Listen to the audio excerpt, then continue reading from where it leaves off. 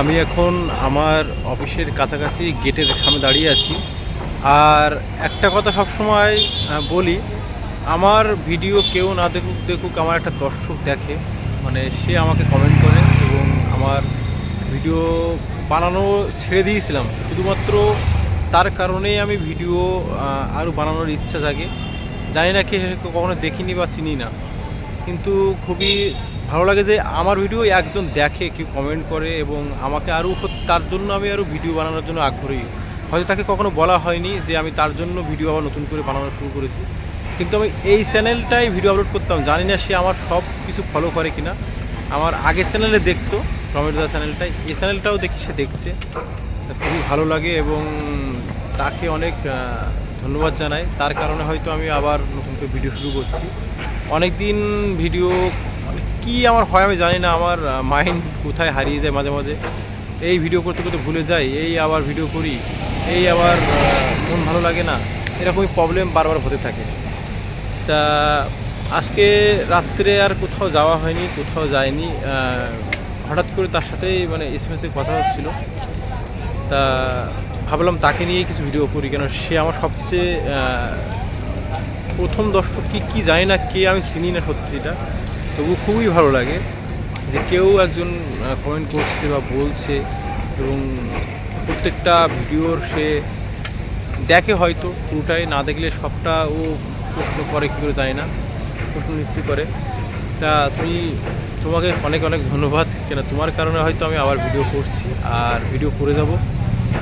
এভাবে দেখে যেও আর এভাবে প্রশ্ন করো, আমি চেষ্টা করবো তোমার সকল প্রশ্নের উত্তর দেওয়ার। কিন্তু কমেন্ট সেকশনে এতটা মানে উত্তরটা দেওয়া আমার ঠিক হবে কিনা আমি জানি না, বলতে পারছি না। ভিডিও করতে করতে এক বন্ধু কল করলো, ডিস্টার্ব হয়ে গেল, তাই ফ্লাইট মুড করে দিয়েছি। তা সত্যি মানে জানি না কখনো তার সাথে দেখা হবে কিনা, কে আমি তাও জানি না, দেখা হয়নি কখনো, আর তার পরিচয়ও জানি না। তা সত্যি মানে তার জন্যই হয়তো ভিডিওটা আমি আবার স্টার্ট করেছি। মানে আমার জন্য ভালো লাগে যে কেউ একজন তো দেখছে, এরকম ভাবি। তা জানি না ইউটিউব কবে কীভাবে মানুষকে সাকসেস দেয়, বা কারো চ্যানেলে স্পেশালি কারো চ্যানেলকে তুলে দেয় কি জানি না, বা হঠাৎ করে কোনো চ্যানেল উঠে যায় কি না। আর কোয়ালিটি সবচেয়ে বড় জিনিস ভিডিওর মধ্যে থেকে, কোয়ালিটি আমি আনতে পারছি না এখন, আমার কাছে সময় নেই, সময় খুব অল্প। আর সেরকম গ্যাজেট আমি কিনছি না, কারণ আমি সাউন্ডটা আর একটু ভালো করলে আর একটু ভালো হতো। সাউন্ডটা ভালো করতে গেলে কি হচ্ছে, মানে অনেকটা ইনভেস্ট করতে হবে। এখন বর্তমানে যে ভালো মাইক কিনতে গেলে সে মাইকের দাম প্রায় 20,000 টাকা, 20,000 মানে 22,000 টাকা দাম।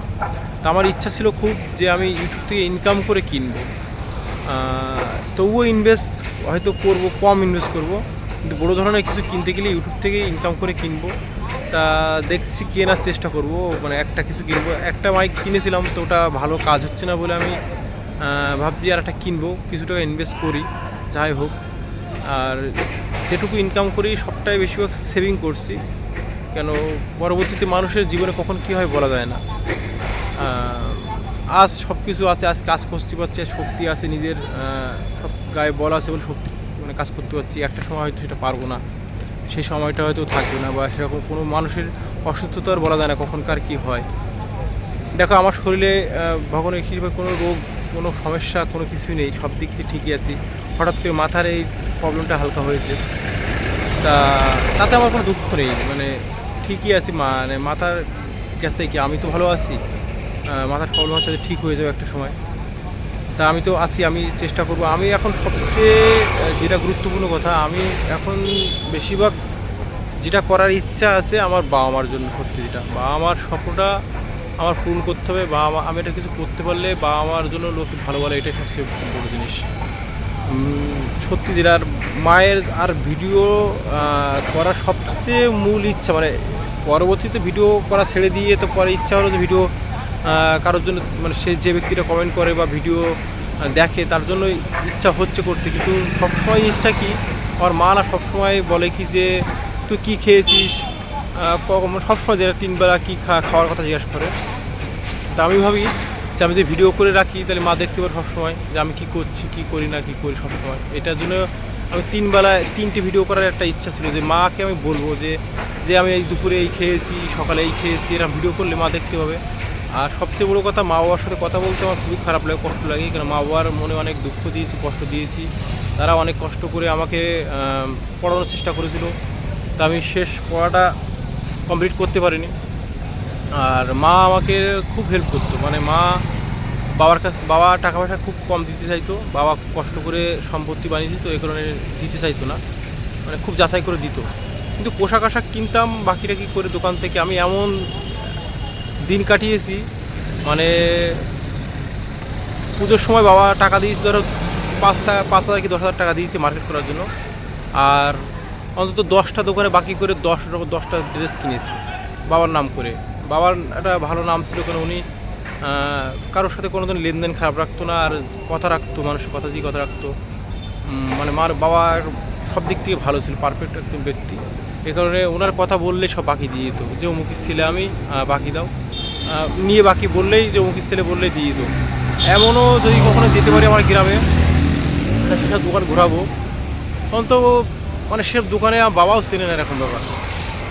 বাবা কত গেছে কিনা জানি না, বাবার হয়তো চেনে, তা শুধু নাম বলেছি যে অমুক জায়গায় বাড়ি, অমুকের ছেলে, যিনি দিয়েছে। 1 বছর পরে হালকাতা করেছি, টাকা দিয়ে এসছি। তা এরকম করেছি, বাবাকে খুব জ্বালিয়েছি।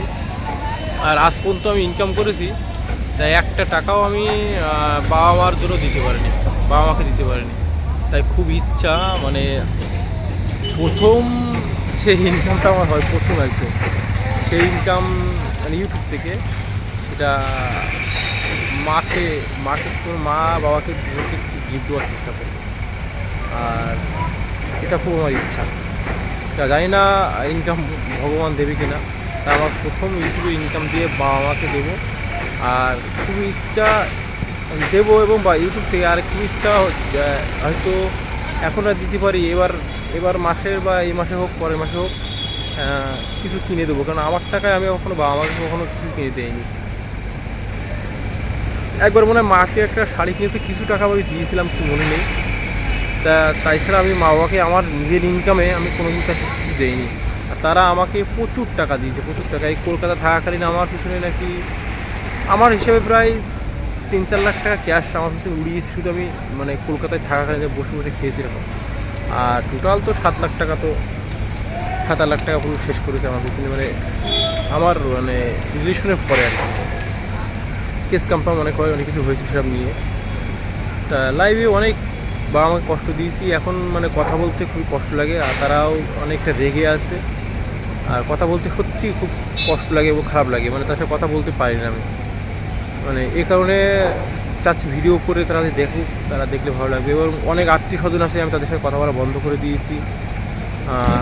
সত্যি কথা, এই সমস্যার পরে থেকে আমার মানুষের সাথে কথা বলতে ইচ্ছা করে না। অনেক মানুষকে আমি বিশ্বাস হারিয়ে ফেলেছি, মানুষের প্রতি কাউকে বিশ্বাস করতে পারি না, মানুষের সাথে কথা বলতেও খারাপ লাগে, মানুষকে মানে আর বিশ্বাস করতে পারি না। আর মানুষের প্রতি ভালোবাসা হারিয়ে গেছে। অনেক অনেক অনেক কারণ আছে, অনেক মানুষকে বিশ্বাস করে মানে এতটা খারাপ হয়েছে আমার জীবনে, সেক্ষেত্রে এটা বিশ্বাস হারিয়ে গেছে। স্বাভাবিক, এটা সবার হারিয়ে যায়।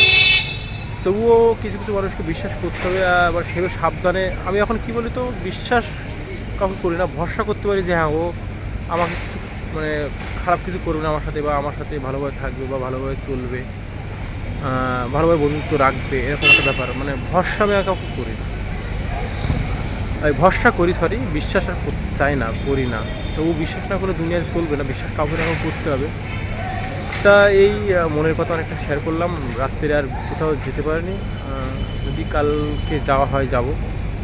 আর বলেছিলাম 3টে করে ভিডিও আপলোড করবো, তার জন্য মনের কথা তোমাদেরকে শেয়ার করে ভিডিওটা বানালাম।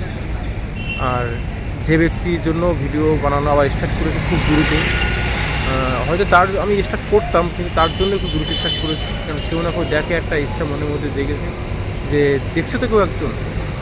তাকে অনেক ধন্যবাদ, অনেক ধন্যবাদ। তাকে আমার তরফ থেকে, আমার কী বলবো, আমার তরফ থেকে যতটা আশীর্বাদ দেওয়া যায়, তার ভালো হোক, তার জীবনটা সুখের হোক, শান্তিতে থাকুক, ভালো থাকুক।